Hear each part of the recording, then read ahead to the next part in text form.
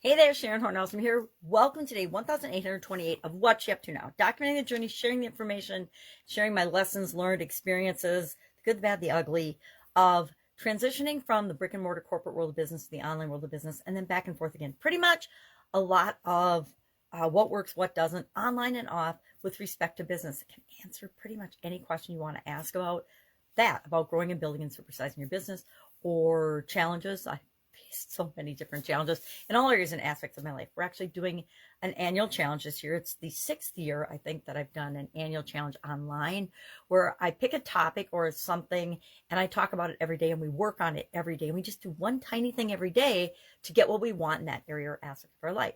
And this year we're doing the Get Your Goals annual challenge, meaning we are doing one thing every day to get what we want. And we're using goals as the overriding topic to make that happen.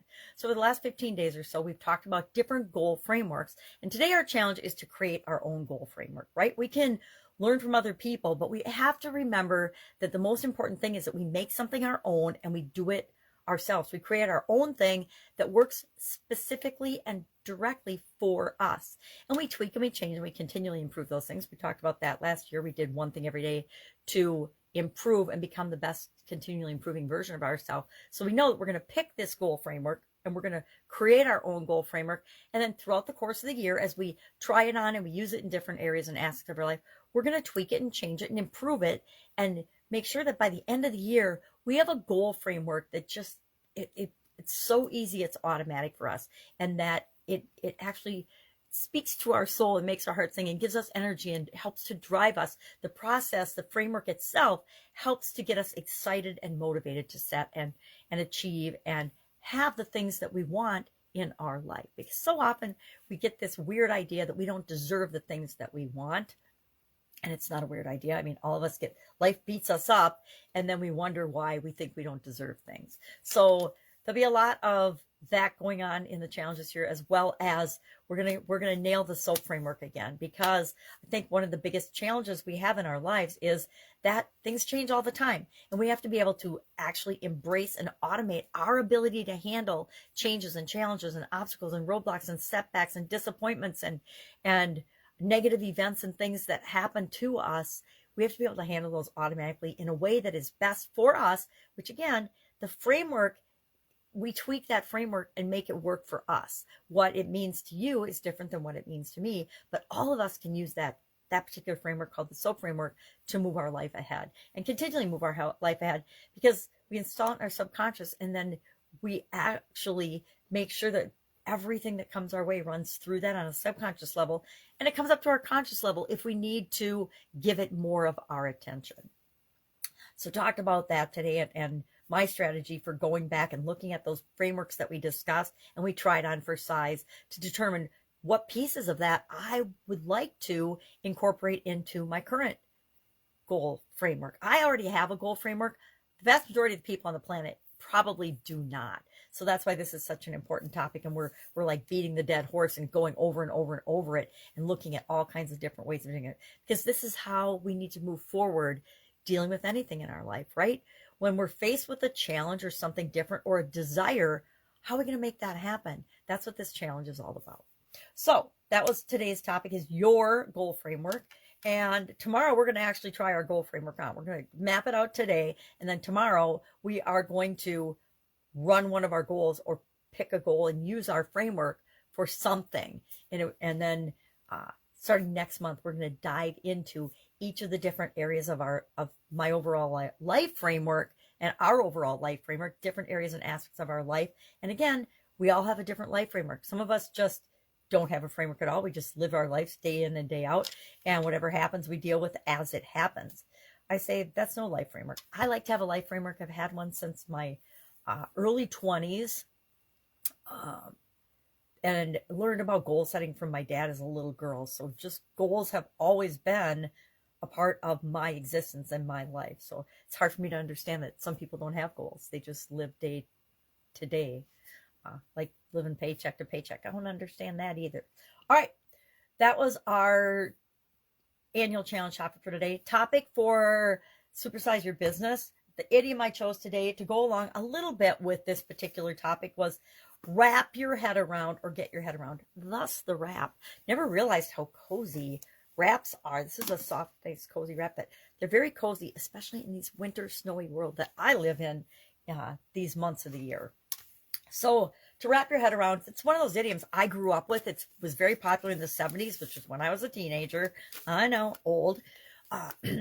But to wrap our head around something or to get your head around something means to understand a difficult or to accept something that maybe you don't agree with or you don't understand. It's usually something difficult to understand. I'm an engineer by trade, and I used to have to wrap my head around some of the reading assignments I had in college because I would read a paragraph over and over and over again. And it wasn't until I would breathe, take a deep breath, maybe go get a soda or something and come back and then reread that paragraph that I was able to wrap my head around it and get it and understand it.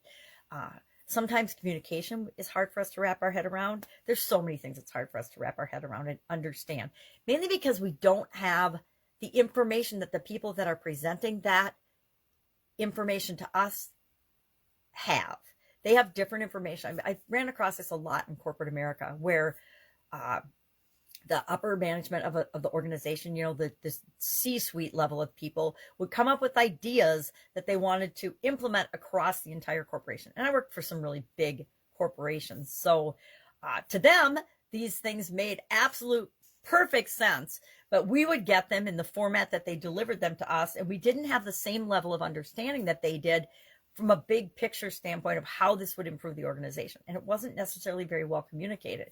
When that happened, before I could go out and sell that or implement that or roll that out to the people that reported to me, I had to wrap my head around it. I had to understand and get a bigger picture understanding. And mostly I had to understand what was in it for me and what was in it for the people that I was rolling it out to actually accept and adopt and do this new thing. I think of Procter & Gamble. I worked at Procter & Gamble my first job out of college. And one of the things that we were doing in one of the paper manufacturing plants, the toilet paper and facial tissue and things like that, was we were going from a traditional work environment to a team-based system. Now, this is a long time ago, right? Everybody's like, well, everybody works in teams. Well, back then we didn't work in teams.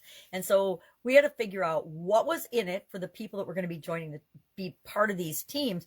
What were the benefits to them in order to adopt a totally new work structure, work life environment and things. And we understood what was in it for the company. There were some practices and some beliefs and some behaviors and some performance things that had become habits in the workforce that were really bad and really expensive. They had one called the half hour on, half hour off, and it wasn't an official thing, but the work groups, not yet teams, were comprised of enough people that they could do that. They only needed, say, 5 people on the floor to run a line, and then they had 10 people working that shift. 5 would be in the break room for half an hour, 5 would be on the floor, and then they would swap every half hour. And so that was one of the things that the upper management was trying to prevent. They wanted to improve productivity, get people actually working more of their paid day than just half of it. So I got that from the manager's standpoint and the business ownership and business standpoint. But how do you sell that to people that are used to coming in, getting paid good money every hour and only working half the day? That was the challenge. And so you have to wrap your head around that before you can communicate what's in it for them. And there had to be concrete things in it for them to do that or to change that behavior. So that was our idiom for today. I shared how I go about different strategies I use for understanding difficult and accepting things that I might not understand. I shared some tips on that. So that's it. That's all I've got today. If I can help you in any way, please ask. If you're listening to me on Facebook or seeing me on Facebook, you can directly message me. Otherwise, you can Google Sharon Horne-Ellstrom. I think you can probably still Google Pajama Grandma and still find me. I'm not hiding. I'm in plain sight. But go ahead and ask, because I love to help people. I was working with a lady yesterday on SWOT analysis that just messaged me through LinkedIn because she's new to her business and she was asking for some advice. Do I have time and energy and bandwidth to do that for everybody? Of course not. But most people will never ask. All right. Have an awesome day, and I'll be with you tomorrow.